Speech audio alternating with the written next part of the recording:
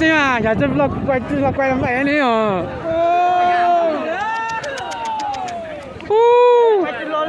Giờ quay chân lo trận này lên luôn. Khu thứ P này. Khu nào khu thứ P này.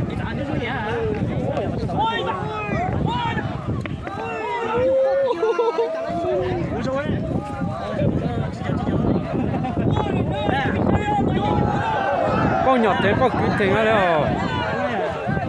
Con ăn nồng thế tháo lại chân nồng lại. Nhạo thế đấy.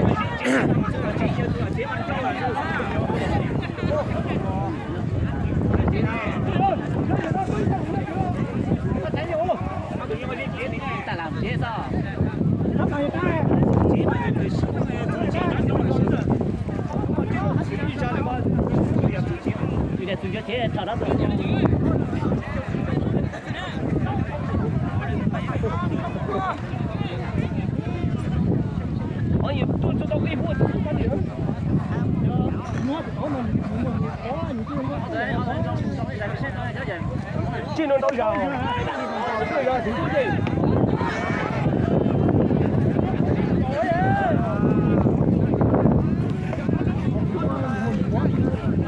Yang lấy. Tụi con thỉnh lên rồi.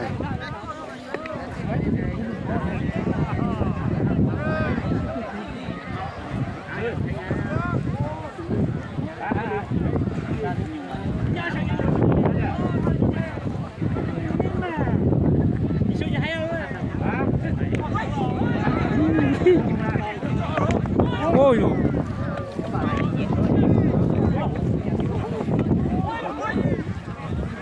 Thế bảo thế là tục lắm bảo. Thắt nhập vào đến qua.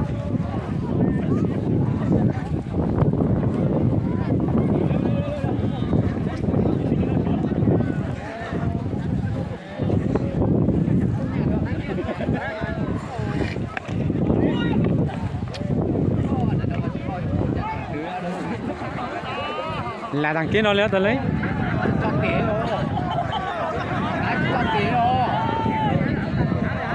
Ô nãy chính thằng kia nó lấy ra thì tôi đi go. Ôi ô tôi thấy tiền riêng mà sao?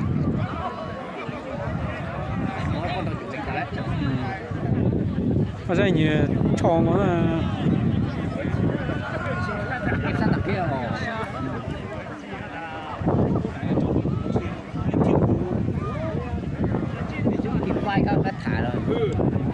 Yo, nó chỉ tao quay lại đấy, trận đầu tiên.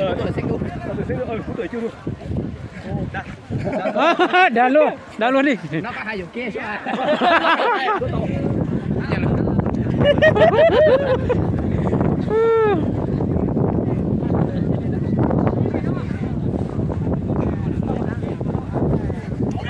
Ôi, được lá,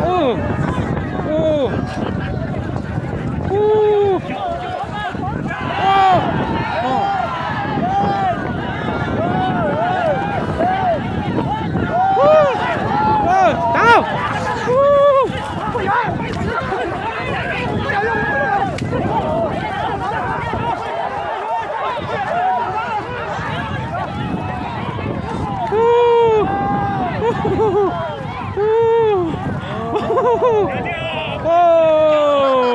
Giỏi lắm, đỉnh luôn. Tí gì sao đâu. Orang nổ tạc kia đâu.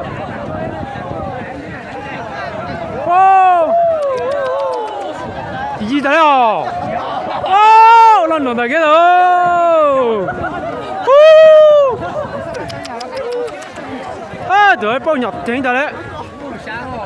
Trời bao nhọt thế ô. Bao nhọt thằng kia đâu. Yo.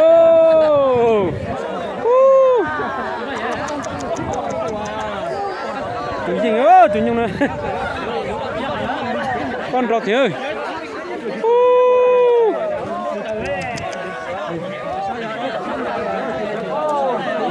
Chết.